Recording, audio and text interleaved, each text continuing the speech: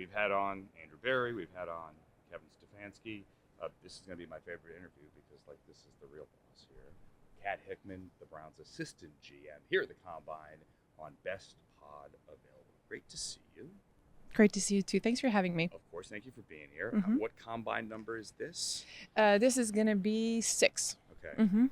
And have you done the St. Elmo's and the shrimp cocktail yet and all that? Not yet. It's How many definitely. miles have you walked from hotel to convention center? This is actually my favorite part, the steps that we get, because we just came off our February draft meetings, which are like 14 days of grind, sitting, watching tape. So I do enjoy the steps that we get here now, walking back and forth. So walking off that stage, correct. That you probably have not had a chance to have, right? But it's on the itinerary. It is, and I say you haven't had the chance to have it because it's literally all work. Mm-hmm. I mean, it is around the clock here. And you mentioned draft meetings. It's really about the meetings here. And I know fans sometimes get disappointed, well, this quarterback's not going to throw or this guy's not going to work out. That's the TV show. Behind the scenes on the TV show, this is really the organizations, all 32 organizations, first chance to sit down and meet these players. Take me behind the scenes. What are those meetings like for you? Mm-hmm. So you're dead on. These are our opportunities to sit with them. I mean, we do really 2 main things while we're here. It's the medical information that we gather on these players, and then it's really sitting down with them, with our coaches, and talking football. With some of them, it's addressing some things in the character and the background, and we want to make sure we dive into some specifics that we've identified through the fall process, and making sure that we get closer to our full picture and our full process in getting to know these guys, not just as players, but as human beings. And that's a huge component of what we do here. I've heard from so many coaches and GMs over the years when you say, hey, how did the meeting go with so-and-so? And it's, oh, these guys are coached so much now, right? The agents prepare them, as well they should. Yep. Right? That's why they're getting paid for these scenarios. Yep. So how do you cut through that? That's a great question. I mean, it's 20 minutes. So right there, you're limited with time as well. So I think for us, it's using the entire process to come up with the answers that we want. So there's various avenues. It's not just here. There's top 30 visits that we're going to have as well. There's going to be, different private workouts or pro days that we're going to attend. So we use every single opportunity to keep adding pieces to the puzzle. So really here, it's a starting point. It's a great first opportunity, but it's just one piece of many to come. What's the style? Are you shooting hoops like Nick Sirianni? Is AB or Kevin pulling his shirt off like Pete Carroll did famously with DK Metcalf years ago? What's the vibe? Definitely not hoop like Nick, although I really enjoyed when he was doing that to check on competitiveness. I think for us, it's really about assessing where they're at from a football standpoint. A lot of our conversations are football driven. Coaches are running a lot of those, and we're trying to understand, like, where are they? How do they learn best? Where are they in terms of, what they were allowed or exposed to in college. And for some of them, again, it's more background related. So we really tailor our plan to who the individual is and what are some of the answers we need to get.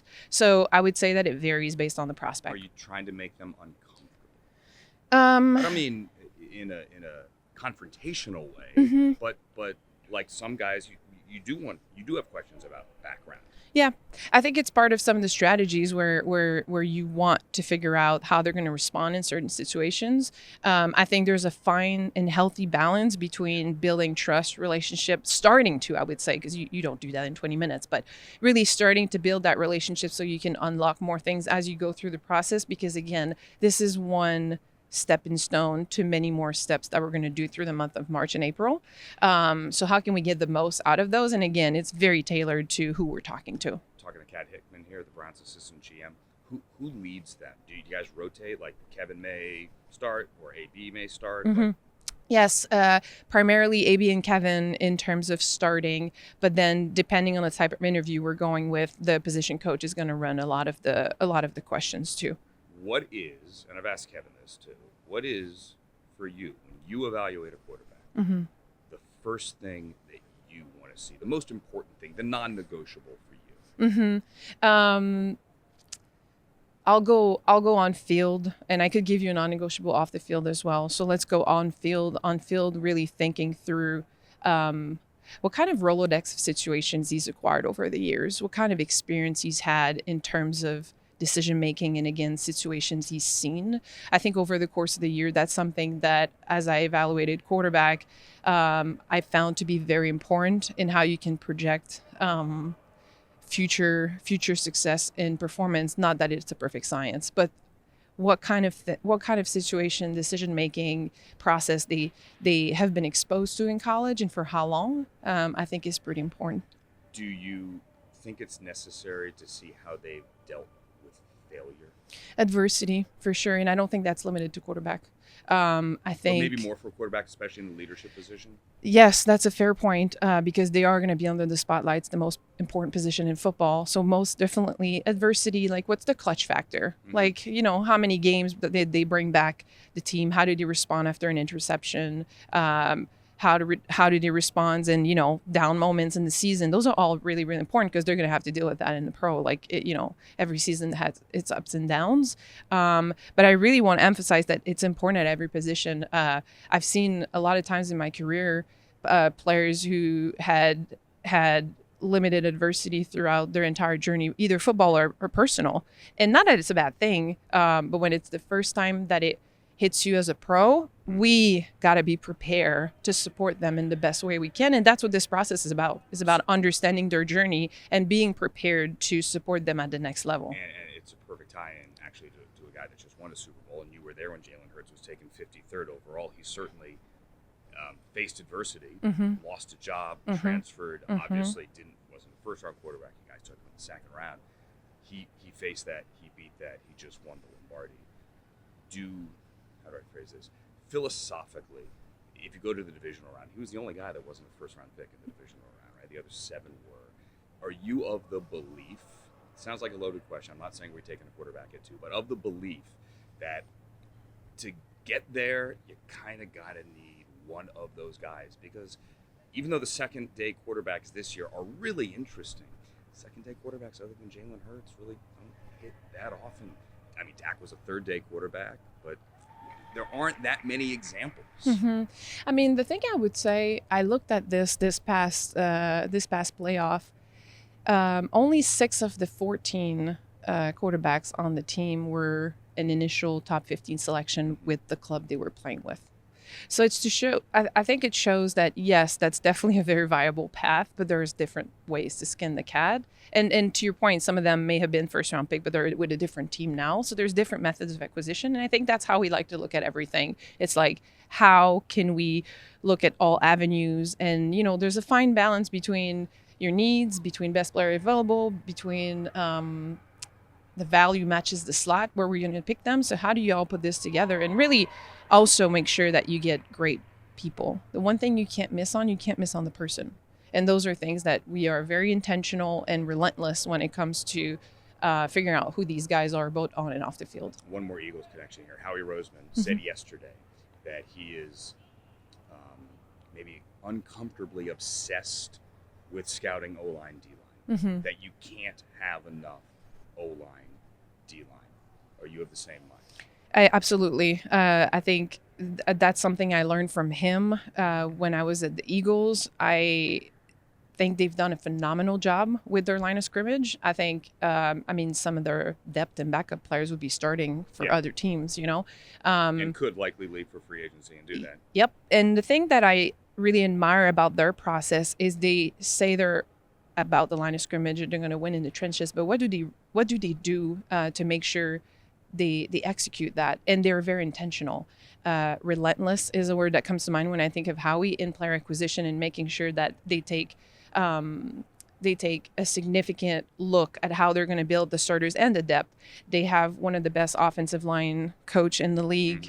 So they invest significant resources in the position coach there. They invest significant time in player development with their program, Connor Barwin, who's leading their efforts in making sure that they develop those guys. So there's a lot of relentlessness and intentionality in building the trenches. And I think that's why they've been so successful, is because that's the path and they don't deviate from it. I was trying to remember the phrase. It was uncomfortable obsession, he said. Yeah, I mean that's perfectly describing him. I think he is like that about building a team. Like I rarely met someone like him who sleep breeds. You get a text at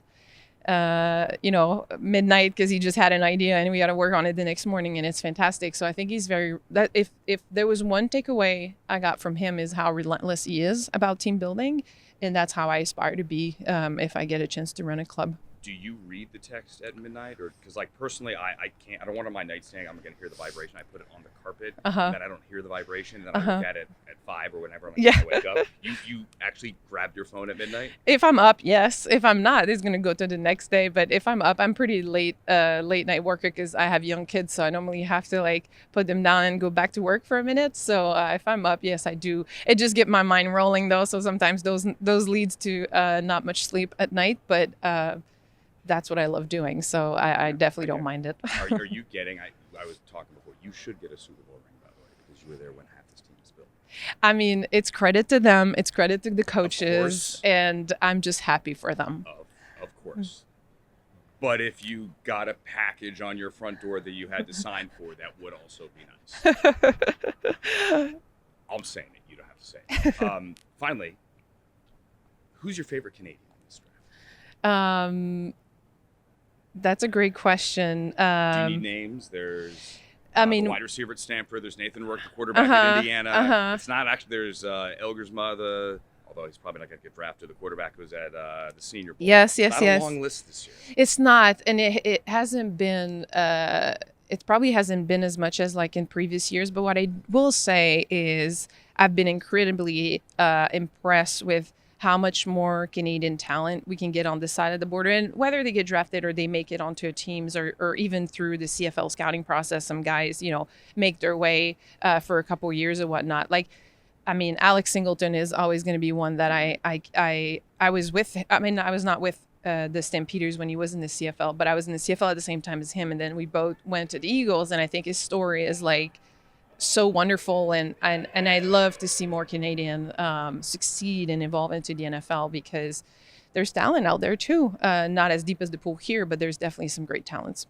Well, there's plenty of talent on this field when they get going, when the workouts get going, with over 300 players at the combine. Maybe not like 329 actually working out, but they'll be working out here, and you can keep on following them at clevelandbrowns.com, and Kat Hickman will be here for all of them. Thank you for joining. Thank you, Andrew. Best pod of it. Thank you.